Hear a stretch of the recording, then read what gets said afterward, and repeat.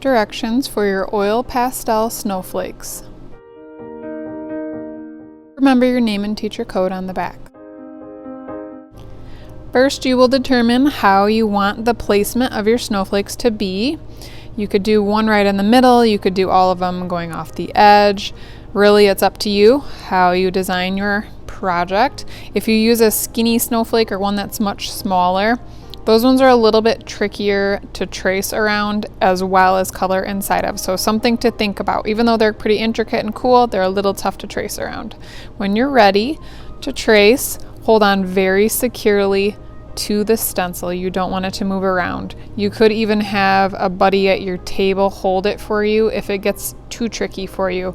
You're going to kind of move your hand and hold the different parts of the stencil so it doesn't shift on you as you're trying to carefully trace with pencil.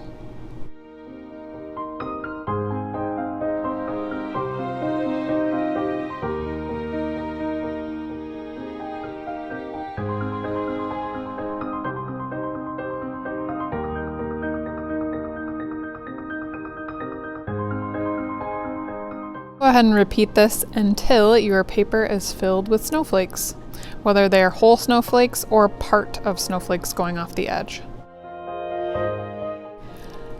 Check to make sure that you didn't miss any of the little tiny spots that are up and next to the edge. Those are the most forgotten areas to trace when we use stencils going off the edge. Then, after you have checked all your snowflakes, you're going to use cool colors to trace on your pencil lines. You want to take your time and go on the line as close as possible, and you want your lines to be relatively bold and even maybe a little larger than what I'm doing here, because it will give you more of that color to spread out later when you're blending, when you add white eventually. Don't forget oil pastel smears, so do your best not to touch those spaces or brush off the crumbs.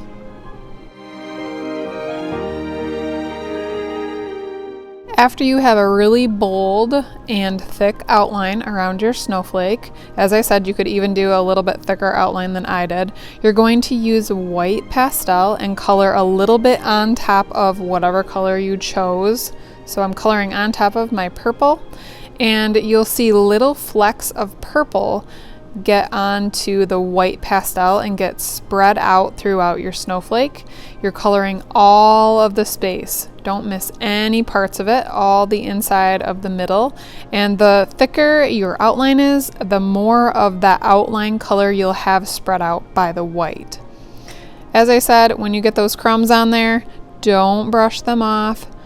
Periodically walk to the trash and shake off the little pieces. Make sure that you haven't missed any spots with oil pastel, and you're going to repeat the same process for all of your snowflakes.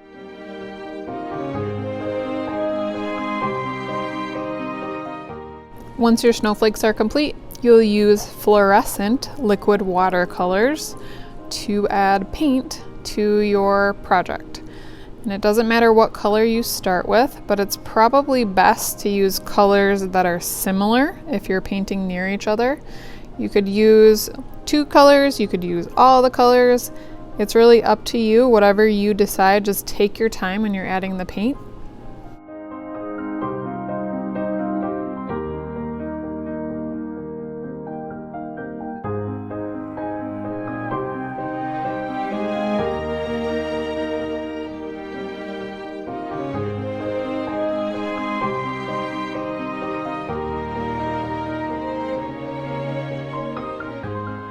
If you want to blend the colors, then you can slightly overlap them, remembering to choose colors that are similar so you don't end up with muddy colors. And sometimes it's even helpful if you're trying to blend them to just dip the very tippy top of your brush in water, and water helps them spread out as well.